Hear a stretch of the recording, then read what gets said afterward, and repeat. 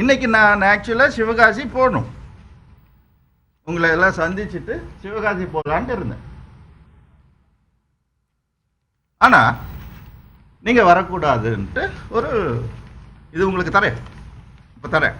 போலீஸ்லேருந்து நேற்று நைட் நான் தூத்துக்குடியிலேருந்து வந்தப்புறம் ஸ்ரீவைகுண்டம் வந்தப்புறம் நைட்டு வந்து தராங்க. நான் வாங்கலை, சேர்மன் திரு சௌந்தரபாண்டியன் அவர்களும் ஒருங்கிணைப்பாளர் திரு குவேத்குமார் அவர்களும் வாங்கினாங்க. இதோட காப்பி உங்களுக்கு எல்லாம் நான் தரேன். கார்த்திக் தீவிரவாதியா? நான் என்ன கேட்க வந்தேன், என்ன சொல்ல வந்தேன்? 5 லட்சம் குடும்பங்கள் இருக்கு, வயிற்றுல அடிக்காதீங்க. சிவகாசியில் ஒரு காலத்தில் இந்தியா முழுவதும் 95% சிவகாசியில் தான் உற்பத்தி பண்ணப்பட்டது நம்ம பட்டாசு, உங்களுக்கு தெரியும். இப்போ நார்த் இந்தியாவிலும் இருக்கு, அது பரவாயில்ல இந்தியா. ஆனால் அதுவே நம்மளுக்கு கொஞ்சம் கஷ்டம். பட் இந்தியனா அது விட்டுடலாம், எல்லாருக்கும் உரிமை இருக்கு, பண்ணட்டும். 2008 ஸ்மகிள்டு சைனீஸ் குட்ஸ் கிராக்கர்ஸ் வரக்கூடாதுன்னு சட்டமே இருக்கு 2008. ஆனால் இப்போவும் 500-600 கண்டெய்னர்ல இந்த வருஷம் இதுவரைக்குமே வந்ததாக செய்தி. அப்போ நம்ம மக்கள் பாதிக்கப்படுவாங்களா இல்லையா? சிவகாசி மக்கள் என்ன பண்ணுவாங்க? அவங்க குடும்பம் இல்லையா? அவங்க வயிற்றுல அடிக்கலாமா? இது மத்திய அரசுக்கும் மாநில அரசுக்கும் தெரியாதா? தெரிஞ்சு நடக்குதா, தெரியாம நடக்குதா? கண்டெய்னர்ல வருதுன்னா எப்படி வரும்? கப்பல்ல வரணும், இல்லைன்னா பிளேன்ல வரணும். அதையும் மீறி இங்க வருதுன்னா ஊடுருவல் இருக்குன்னா இது என்ன ஒரே ஒரு தீவிரவாதியா, இல்லை ஜம்மு காஷ்மீர் பார்டரை தாண்டி வர்றாங்களா? இல்லையே, கண்டெய்னருங்கிறது பெருசு. ஸோ இப்படி 500, 600, 1000, 2000 கண்டெய்னர்னு போய்கிட்டே இருக்கு. ஸோ இது எப்படி கார்த்திக்கு தெரியுது, நிறைய மக்களுக்கு தெரியுது, ஆனால் இன்டெலிஜென்ஸ் டிபார்ட்மெண்ட்டுக்கு தெரியாது. இந்த மாதிரி அதையும் மீறி உள்ள வருது, நம்மளுடைய மக்களுடைய, சிவகாசி மக்களுடைய வயிற்றுல அடிக்கிறாங்க. அவங்க பொழைப்புல மண்ணள்ளி போடுறாங்க. இது டிப் ஆஃப் த ஐஸ்பர்க் தான்.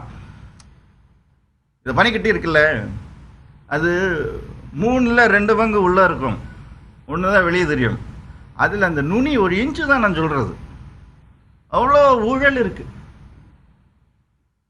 இதுக்கெல்லாம் யார் பதில் சொல்லணும்? உங்ககிட்டயே விட்டுறேன், சரியா? ஆனால் கார்த்திக்கு மட்டும் தடை. நீங்க வரக்கூடாது, வந்தீங்கன்னா ஜாதி கலவரம் வருமா? ஹே, கார்த்திக் என்ன ஜாதி தலைவனா? நான் ஒரு இந்தியன். பிறந்தது நாள் முதல் நான் முதல் சுவாசித்தது சுதந்திர இந்திய காற்று. முக்கலத்தில் பிறந்தேன்னா அது இறைவனோட சித்தம். அந்த ரத்தம் என் உடம்பில் ஓடுதுன்னா அதுவும் இறைவன் செயல்.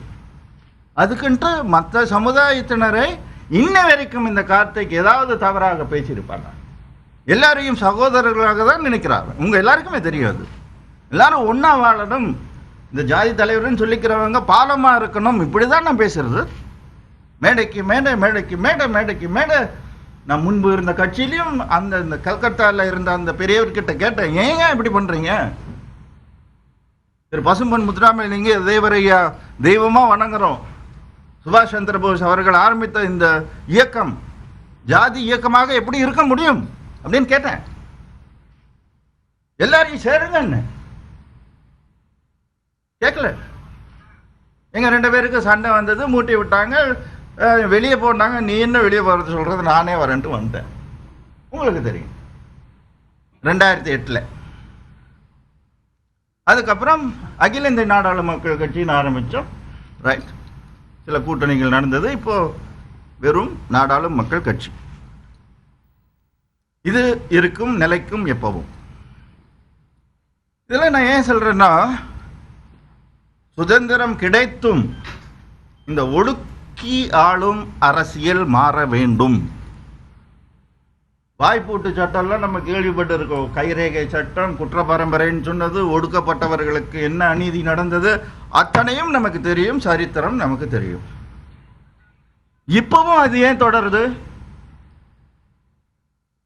போய் பேசிடுவார் இவர் கார்த்திக், போய் பேசிடுவார், உண்மையே சொல்லிடுவார்.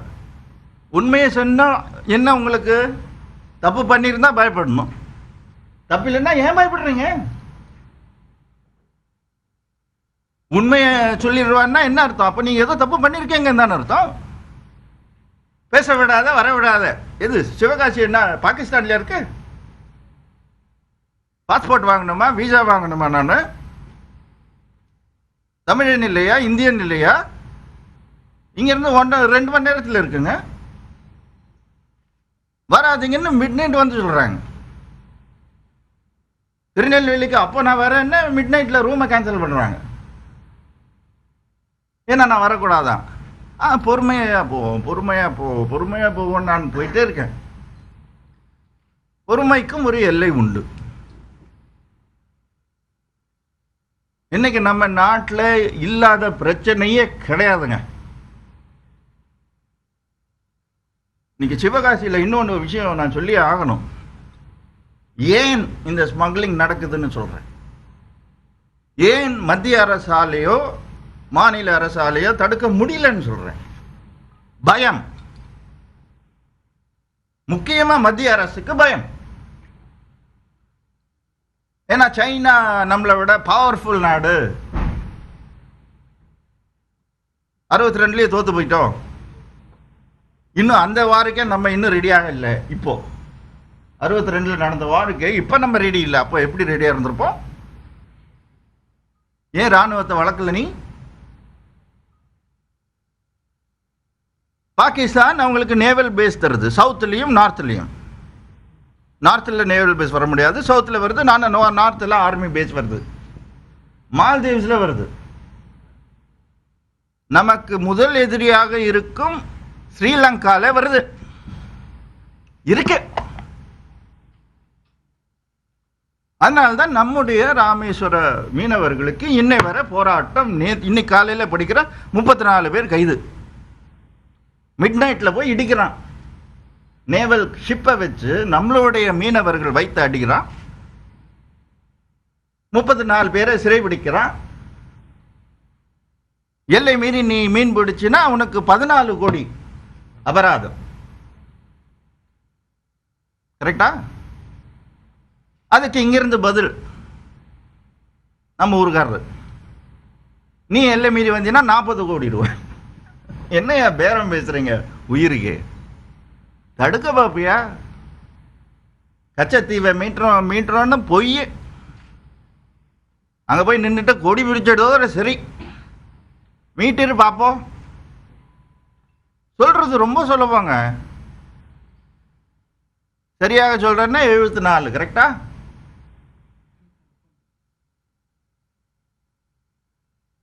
சரித்திரம் தெரிஞ்சு பேசணும்.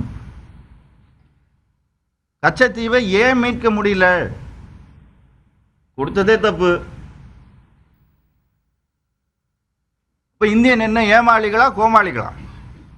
இல்ல மக்கள் என்ன ஏமாளிகளா? ஐயா, நம்மெல்லாம் வீரர்கள். எத்தனை வீரர்கள் இந்த மண்ணில் ரத்தத்தை சிந்தி நமக்கு சுதந்திரம் வாங்கி கொடுத்தாங்க.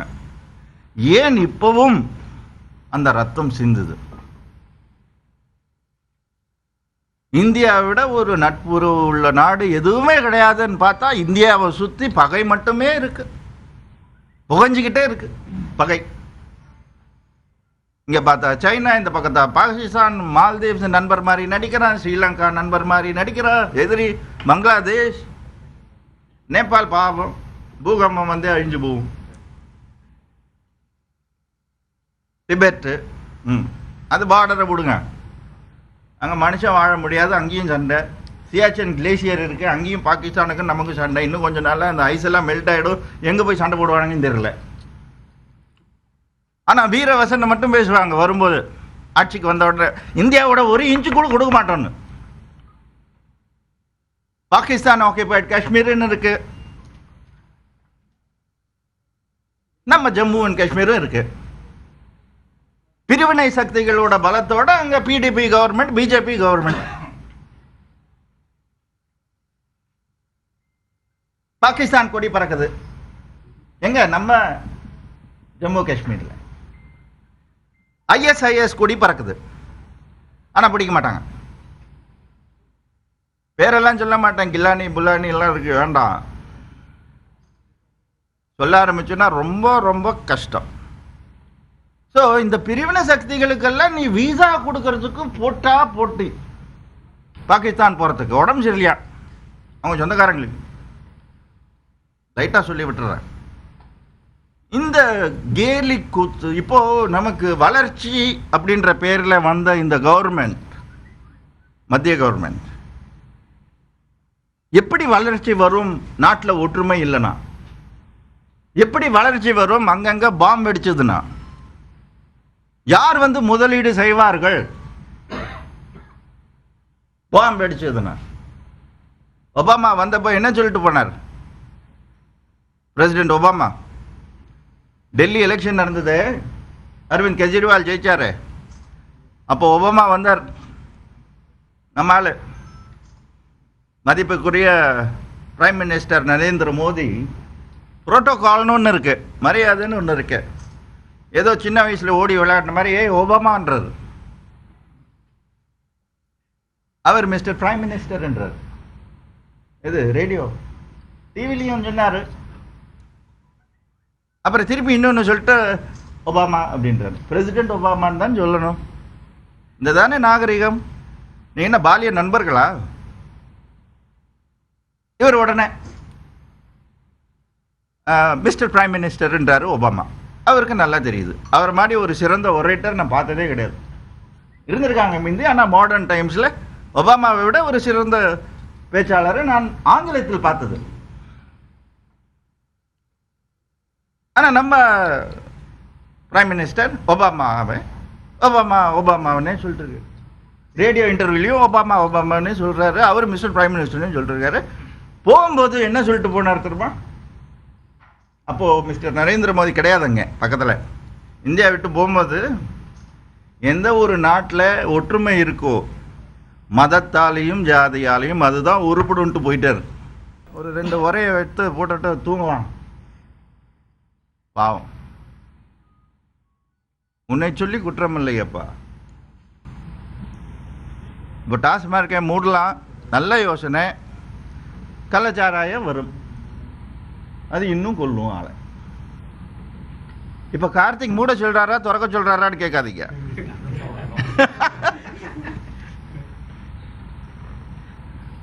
என்ன கேட்டா சத்தியமா மூடணும்னு தான் சொல்லுவேன். அது எவ்வளவு தூரம் சக்சஸ் ஆகும்னு எனக்கு தெரியல. கள்ளச்சாராயத்தை நீங்கள் ஒடுக்க முடியும்னா, ஏன்னா கள்ளச்சாராயம் காய்ச்சி பெரிய பெரிய மகா கோடீஸ்வரர்கள் ஆனவங்கெல்லாம் நமக்கு தெரியும். அதை உங்களால் முழுமையாக அடக்க முடியும் என்று நினைத்தால் டாஸ்மார்க்கை மூடுங்கள். இல்லைன்னா கள்ளச்சாராயம் குடிச்சு நம்ம மக்கள் உயிர் தியாகம் செய்ய வேண்டி வரும். ஏன்னா அப்படி பழக்கி வச்சிருக்கீங்க நம்மளுடைய தாய்மார்கள், சகோதர சகோதரிகள். அவங்க குடும்பம்லாம் என்ன ஆகுறது? சரி, அது விடுங்க. விலைவாசி சொல்லிட்டோம், டாஸ்மார்க் வரைக்கும் வந்துட்டோம். தாமிரபரணிக்கு வருவோம். நேற்று தாமிரபரணியில் மணல் கொள்ளையை பற்றி பேசிட்டு இருந்தப்ப சில விஷயங்கள் சொன்னேன், பல விஷயங்கள் சொல்ல முடியல. சொல்ல முடியலன்னா பயத்தினால இல்லை, நமக்கு என்ன இருக்கிறது ஒரே ஒரு உயிர், என்ன பயம்?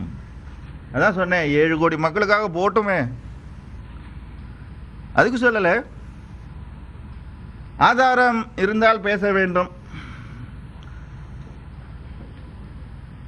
ஆதாரம் இல்லாமல் கார்த்திக் பேச மாட்டான். இந்த மெசேஜ் போய் சேர வேண்டியவங்களுக்கு போய் சேரணும். எது சொன்னாலும் கார்த்திக் சொன்னாலும் அதில் ஒரு உள்ளர்த்தம் இருக்கும். தயவு செய்து அவங்கவுங்க மரியாதையை காப்பாற்றிக்க பாருங்க.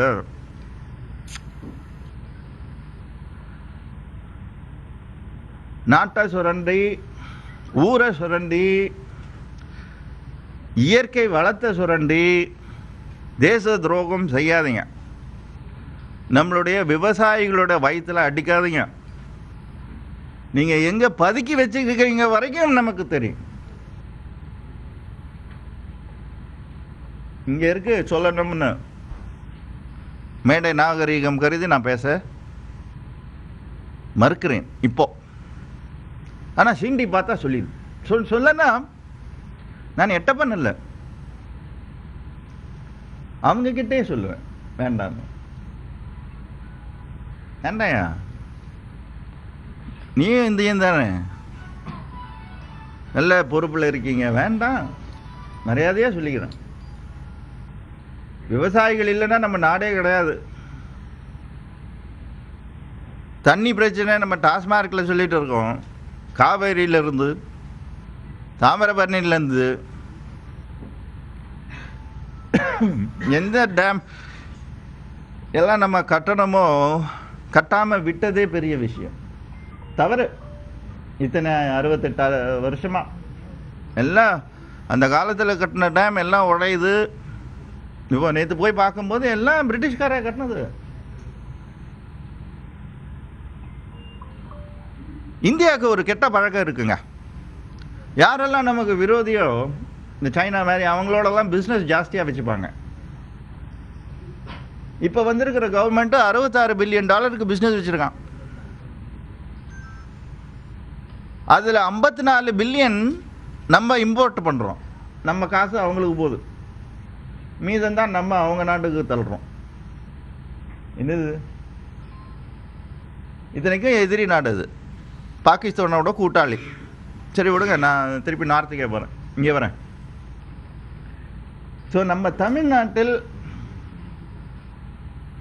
அடுத்த வருஷம் வரும் எலெக்ஷன் காலகட்டத்தில்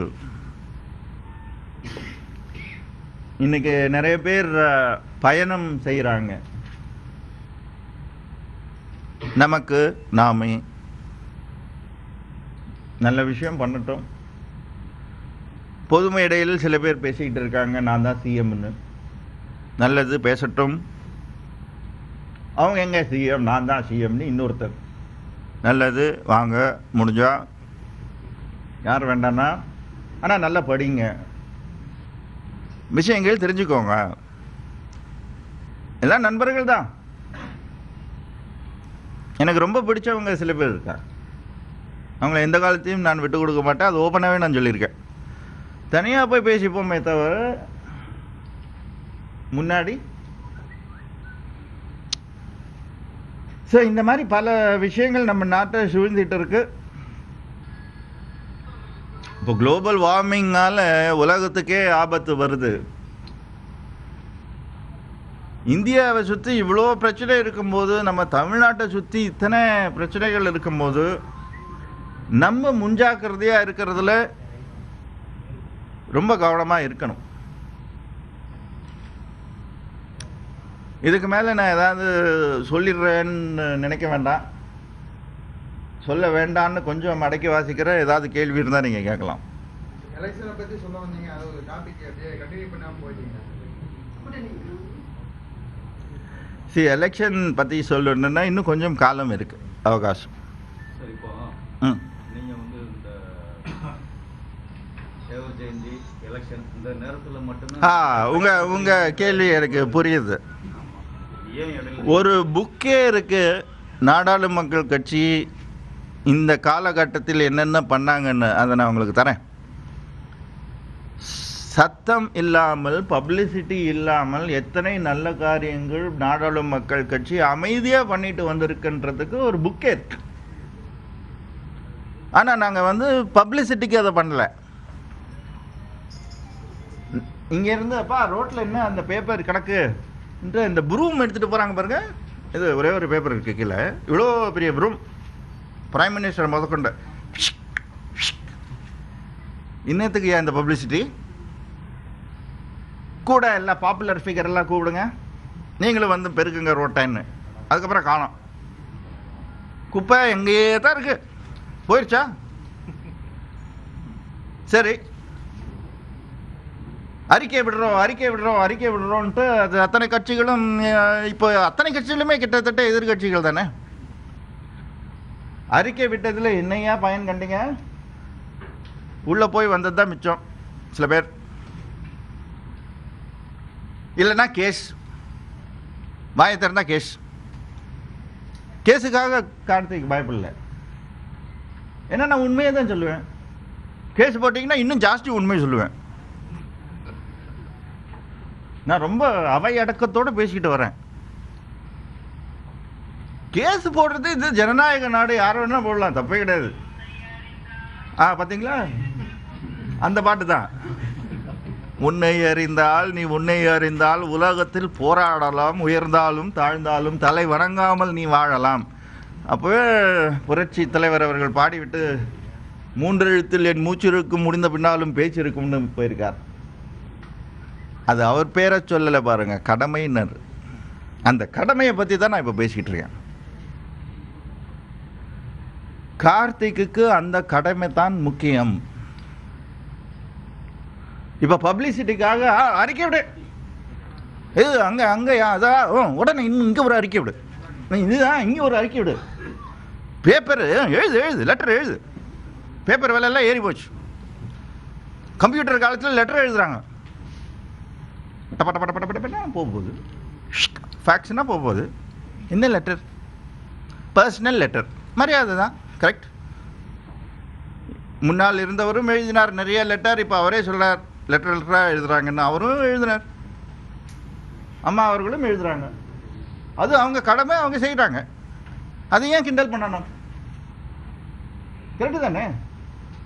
முறையாக பண்ண வேண்டியதை அவங்க செய்கிறாங்க, செய்யட்டுமே.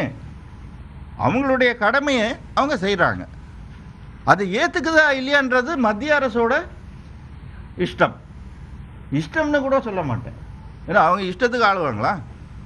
நியாயமாக நடந்துக்கணும், அதுக்கு தானே எழுதுகிறாங்க. பர்சனலாக ஏன் எழுதுகிறாங்க? ஏன்னா என் உள் மனசுலேருந்து வருது எழுதுறேன்றாங்க.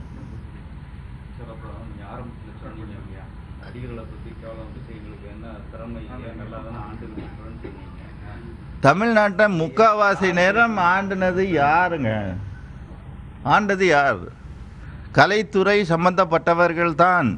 ஒன்று சொல்கிற கலைத்துறையை பற்றி, எல்லாம் தெரிந்தால்தான் ஒரு படைப்பாளியாக முடியும், ஒரு எழுத்தாளராக முடியும், ஒரு கவிஞராக முடியும், ஒரு கலைஞராக முடியும், ஒரு நடிகனாக முடியும். விஷயம் தெரியலன்னா வந்து டம்மி மாதிரி நின்றுட்டு போகத்தான் முடியும். நான் என்ன மேனிக்குவனா? இந்த ஷோரூம்லாம் நிற்க வைப்பாங்களா ஒரு பொம்மை, புடவை சுற்றியோ இல்லை பேண்ட்டு பாட்டியோ சட்டை மாட்டி, அவங்க இல்லைங்க. நீங்கள் படித்த அதே சரித்திரம் தான் நாங்களும் படிச்சிருக்கோம். இன்ஃபேக்ட் சொல்ல போனால் உங்களை விட அதிகமாக ஆராய்ச்சி பண்ணியிருக்கோம். அரசியலுக்கு வரணும்னா என்னென்ன பேசிக்காக தெரிஞ்சுக்கணும். வெறும் பேசிக்காக சொல்கிறேன். உலக அரசியல் தெரியணும், ஜியோகிரபி தெரியணும், எக்கானமி தெரியணும், பொருளாதாரம் எப்படி இருக்குன்னு தெரியணும், நம்ம ஜிடிபி என்னன்னு தெரியணும், மற்ற நாட்களுடைய ஜிடிபி என்னன்னு நம்ம கம்பேர் பண்ணி பார்க்கணும். 7% வளர்ச்சியா, 8, 9, 10, 12 நமக்கு தெரியணும். எப்படி வளர முடியும்னு நம்ம அதை பற்றி யோசிக்கணும். சைனாவும் இந்தியாவும் 1, 2ல் இருக்கு. ஏசியாவில் சைனா ஏன் முந்திக்கிட்டு போகுது? இந்தியாவுக்கு 1000 ப்ராமிஸ் பண்ணாங்க. பாலிமர் டிவி அப்படி நடக்கும் இப்படி நடக்கும்னு. இது வரைக்கும் முதலீடு பெருசாக வந்த மாதிரி தெரியல, கொஞ்சம் வந்திருக்கு, அவ்வளோதான். கலைத்துறை தான்னு சொல்ல, கலைத்துறையில் சம்பந்தப்பட்டவர்கள் ஆண்டு இருக்காங்க, முக்காவாசி நேரம் சொல்கிறேன். அது வந்து மக்கள் தான் டிசைட் பண்ணணும், கார்த்திக் டிசைட் பண்ண மாட்டார். எனக்கு மக்களுக்கு சேவை செய்யணும். என் முதல் பயணம் கலை. 55 வயசாச்சு. இப்போ திருப்பி 3 படம் நடிச்சிட்டு வரேன், நடிக்க போகிறேன். அது மக்கள் கிட்ட தானே இருக்கு. மக்கள் எல்லாத்தையும் பார்க்குறாங்க, அவங்க இஷ்டம். ஆனால் சத்தியமாக சொல்கிறேன், எனக்கு அந்த ஆசை எல்லாம் கிடையாது. அது அது அதுக்கு பதில் ஏற்கனவே சொல்லிட்டேன். இல்லை, அவர் கேட்டதுக்கு சொல்லிட்டேன். எலெக்ஷன் டைமில் கார்த்திக் ஏன் வெளியே வராருன்னு நீங்கள் கேட்குறீங்க, பிரச்சனை முத்தும் போது வராருன்னு ஏன் நீங்கள் கேட்க மாட்டீங்க? இதுக்கு முன்னாடி இருந்தவர்கள் என்ன சாதிச்சாங்கன்னு நான் உங்களை கேட்குறேன். அவங்க அறிக்கை விடுறாங்க, ஏதாவது சாதிக்க முடிஞ்சுதா? ஒரு புத்திசாலிக்கு எந்த நேரத்தில் எப்போ சொல்லணும்னு தெரியும். சொல்லி கொஞ்ச நாள்லயே மறந்து போக கொடுக்க அந்த அறிக்கை எதுக்கும் உதவாத அறிக்கைன்னு சொல்கிறேன். அந்த அறிக்கையினால நீங்கள் உள்ளே போயிட்டு வெளியே வர்றதுனால யாருக்கும் பயன் இல்லைன்னு நான் சொல்கிறேன். நாடாளு மக்கள் கட்சியோட வளர்ச்சி எந்த அளவுக்கு இருக்கு அப்படின்னா அவங்க பிரசன்ஸ் இல்ல. அது உங்களுடைய நான் ஒன்றும் இப்போ வந்து ஜம்பமாக சொல்லிக்க போகிறதில்ல, நாங்கள் தான் அடுத்த ஆட்சியை பிடிக்க போகிறோன்னு. அது பைத்தியக்காரன் கூட சொல்ல மாட்டான்.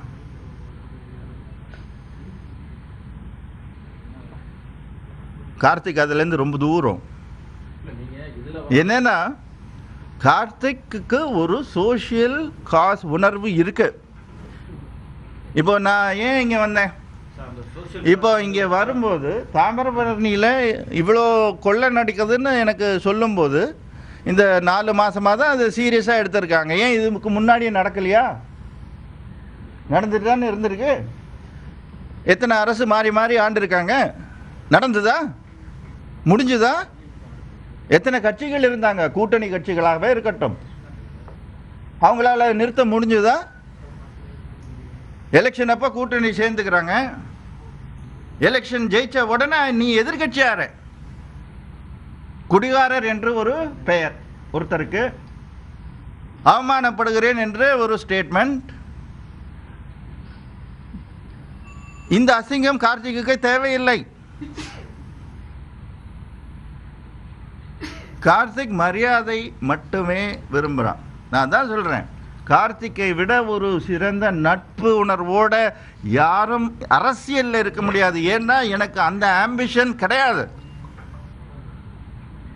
உங்களோட போட்டி போட்டு நான் பதவியை பிடிக்கணுன்ற ஆம்பிஷன் எனக்கு கிடையாது. ஆனால் நீங்கள் தலைமை தாங்கும் போது உங்களுக்கு என்னால் உதவி செய்ய முடியும்.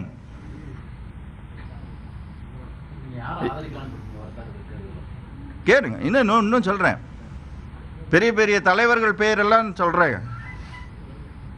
சரித்திரத்தில் அழியா புகழ் பெற்றிருக்கிற தலைவர்கள் பேரை சொல்கிறேன். ஹிட்லர், முசோலினி, இடியமின், இவங்கெல்லாம் சரித்திரத்தில் அழியா புகழ் பெற்ற மாபெரும் கொலைகார தலைவர்கள்.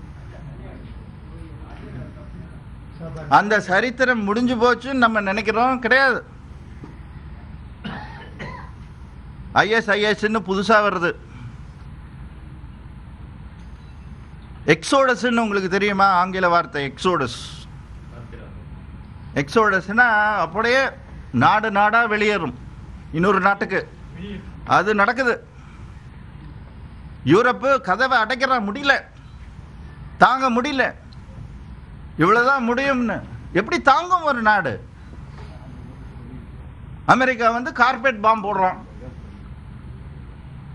இன்னசென்ட் பீப்புளும் சாகுறாங்க. என்ன பண்ணது? உலகம் எங்க போயிட்டு இருக்கு? ஸோ இது வந்து நீங்க கார்த்திக்ன்ற ஒரு ஆளை மட்டும் கேள்வி கேட்பதனால் நீங்க கேளுங்க, நான் தப்பு சொல்ல. ஆனால் ஆனா இதுவரைக்கும் கேள்வி கேட்டவர்கள், அறிக்கை கொடுத்தவர்கள் என்ன சாதிச்சாங்கன்னு மட்டும் எனக்கு சொல்லுங்க.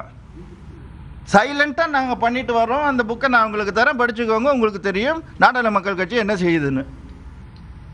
ஆனா நேரம் வரும்போது, ஜனங்கள் முடிவெடுக்கும் தருணம் வரும்போது நான் வெளிப்படையாக பேசாமல் இருக்க முடியாது, பேசுவேன். அது என்னுடைய ஜனநாயக கடமை, உரிமை. இந்த 4 வருஷமும் ஏன் பேசலன்னா, பேசலன்றதை விட சொல் வீரனா இருக்கணுமா செயல் வீரனமா இருக்கணுமா நீங்க நினைச்சுக்கோங்க. அவ்வளோதான். அந்த புக்கு தர நீங்கள் படித்து பாருங்கள், உங்களுக்கே புரியும். தமிழகத்தில் சட்ட ஒழுங்கு எப்படி சார் இருக்கு? விலைவாசி உயர்வு என்னை பொறுத்தவரை ரொம்ப மோசமாக இருக்குது. சிவகாசியிலே என்ன விட மாட்டாங்க. சார், இந்த தேர்தலில் என்னை பார்த்தா தீவிரவாதி தெரியும். நான் ஒன்று சொல்கிறேன், காவல்துறையை நான் தப்பு சொல்ல மாட்டேன், நான் அவங்கள ரொம்ப மதிக்கிறவன், உங்கள் எல்லாருக்குமே தெரியும். எங்கே போனாலும் சொல்லுவேன் அதை. கேட்ட வேண்டியதானே சார்? ஒரு நிமிஷம். நாங்களே இப்போது காவல்துறையை வந்து நம்ம குறை சொல்லக்கூடாது. அவங்களுக்கு வர ஆர்டர்ஸை வச்சு அவங்க கடமையை செய்கிறாங்க, அவ்வளோதான். அவங்க என்ன பண்ணுவாங்க? அவங்களுக்கு மேல் அதிகாரி இருக்காங்க, அவங்களுக்கும் மேலே இன்னொரு அதிகாரி இருக்காங்க, சொல்லிட்டே போகலாம். ஸோ அவங்க வந்துட்டு வரும்போது சரி கார்த்திகா விடாதப்பா உள்ளன்னா அவங்க என்ன பண்ணுவாங்க? அமைதியான முறையில் போய் அப்பா இதெல்லாம் நடக்குது, நம்ம மக்கள் வயிற்றில் அடிக்காதீங்கன்னு தான் சிவகாசியில் போய் சொல்ல பார்த்தேன். இன்ஃபேக்ட் நல்லதாக போச்சுன்னா தான் கடவுள் நம்பிக்கை ஏன் கார்த்திகை அதிகமாக இருக்குன்னா, சிவகாசியில் போய் என்ன பேசியிருப்பேனோ அதை விட அதிகமாக இங்கே நான் பேசிட்டேன். ஸோ காவல்துறைக்கு நான் நன்றி சொல்லிக்கிறேன். யாரெல்லாம் என்ன அங்கே போக முடியாமல் தடுத்தாங்களோ அவங்க எல்லாருக்கும் நான் நன்றி சொல்லிக்கிறேன். நல்ல வேலை தடுத்தீங்க. அங்கே போய் பேசியிருக்கிறத விட இங்கே நான் ஜாஸ்தி பேச உங்களால் அந்த சந்தர்ப்பம் கிடைச்சது, மிக்க நன்றி. அதான் சார், இதை வந்து ஆண்டுதோறும் நீங்க பேசணுங்கிறது ஆண்டுதோறும் பேசுனா ஆண்டுதோறும் பேசுனா அதுக்கு மரியாதை கிடையாதுங்க. நேரம் அதான் அந்த ஆர்டிஸ்ட்ன்ற ஒரு டைமிங்ன்ற ஒன்று இருக்கு. இல்லை ஆர்டிஸ்ட் தான் அரசியலில் இருக்கா. இப்போ அரசியல்வாதி தான் ஆர்டிஸ்டாகவும் இருக்கிறான். அதனால தான் சொல்கிறேன், ஆர்டிஸ்ட்டுக்கு டைமிங் ரொம்ப முக்கியம், அரசியலுக்கும் அந்த டைமிங் ரொம்ப முக்கியம். கண்ட நேரத்தில் நீங்கள் போய் பதில் சொல்லக்கூடிய நேரத்துக்கு முன்னாடி நீங்கள் போய் ஒரு பிரச்சனையை எழுப்புறீங்கன்னு வைங்க, அப்படியே அமைக்கிடுவாங்க. ஸோ நீங்கள் வந்து சொன்னாலும் எடுபடாது.